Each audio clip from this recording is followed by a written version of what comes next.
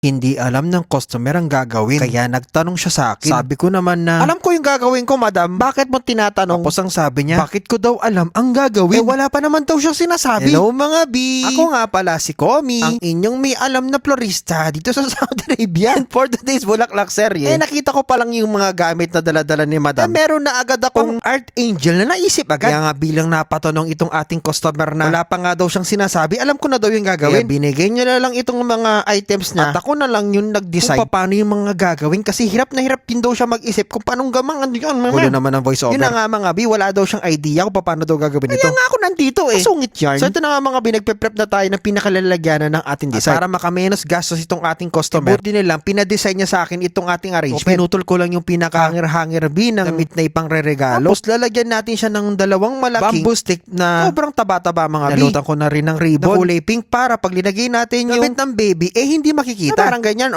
tapos lagyan din natin ng ribbon mga B. So, loop design lang ulit. 8 times pala yung ginawa ko dyan. Tapos mga B, ginupit ko siya dun sa pinakagitna. Itinali ko ng ribbon. At pinag-iwa-hiwalay. Kagaya ng pag-iwa-hiwalay mo dun sa crush mo at sa gusto niya. Ay, sorry, may ads. So, idikit na natin yan. Yung ribbon na yan mga B para dyan yung pinaka-design natin. Yes, mga B, dapat gagamit tayo ng mainit na hot glue para kapit na kapit. Parang ikaw na kumakapit sa teacher mo. Kasi alam mong babagsak ka. Kaya nagdala ka ng labing pansit galing sa handaan tapos ibinigay mo sa teacher mo. Ano bang, saan na tayo napunta? Sa flower arrangement ka, Komi. So, itutuhog na pala natin yan. Doon sa sponge, pinag-prepare natin. Tapos itong mga mini sapatos, linagyan ko ng scotch tape. Kasi mga B, ididikit din natin yan sa pinakalalagyanan. Kasi mga B, pag hindi natin dinikit, mahuhulog. Parang ikaw, hindi ka kasi dumikit. Doon sa crush mo, yun tuloy, naunahan ka na. Aray mo. Dahil nga chismis yun, maglagay tayo nitong mga masinjana na panakip chismis sa likod. Para hindi rin dumami yung bulaklak na lalagyan natin. At speaking of bulaklak, maglalagay na tayo ng 3 rosas lang. Kasi mga B, low budget lang ito. Isipin mo sa low budget na yun, nagganyan yung mga design na yan. Tapos naglagay pa ako ng stoma na special. Siyempre para talagang special yung dating. So habang naglalagay tayo ng mga stoma na kulay pink at white, paki-comment down below naman mga B kung saan na nakarating ko itong ating video. Para nagpag-aala-gala na ako sa mga FYP nyo. So yun na nga mga B, dadagdag pa tayo ng mga accessories. Ang unang accessories na linagay ko, itong ruskus na sobrang tagal at hindi mamatay-matay. Yes mga B, meron yung customer na nagbalik ng arrangement na buhay pa yung mga ruskus pero patay na yung mga bulaklak. Parang siya na patay na yung pagmamahal niya sa'yo pero bumalik pa rin siya sa'yo. Bakit siya bumalik? Kasi wala nang sustento. Ay sorry, may ads. So naglagay na rin pala ako ng eucalyptus bunny. Dahil kasing kate ng bunny umahas sa jowa mo. Ay sorry, may ads. Siyempre dahil nga ikaw ay inagawan, feeling mo'y panakip butas ka. So maglalagay tayo nitong mga gypsophilia na panakip butas. Siyempre mga B, sprayan na natin yung mga bulaklak siyempre. Para mas maging fresh, mas maging kaganda kagaya mo. Kaya ligo-ligo din pag may time. Ay sorry, may ads. So ito na nga mga B, yung kakadesisyon ko dito sa ating arrangement. Na-shock yung customer. Sobrang shock niya, hindi mo na maipinta yung mukha niya mga pero B. Nung makita niya ng buo, sobrang ganda daw pala. Tapos mura lang daw yung binayad niya. Bakit daw ganun? Sana magtanong madam. Gustuhan ito ng ating customer mga B. Mga B, magugustuhan nyo rin po ba ito? Comment down below. Siyempre, wag din pong kakalimutan na i-share yung ating video. Because the more sharing, the more blessings sa katapusan. Please like, comment, and subscribe para sa mas marami pang mga bulaklak serye. Nahatid sa inyo ng one and only na masayahing florista dito sa Saudi Arabia. Siyempre mga B, walang iba kundi si Komi. So paano ba mga B? Kita kits!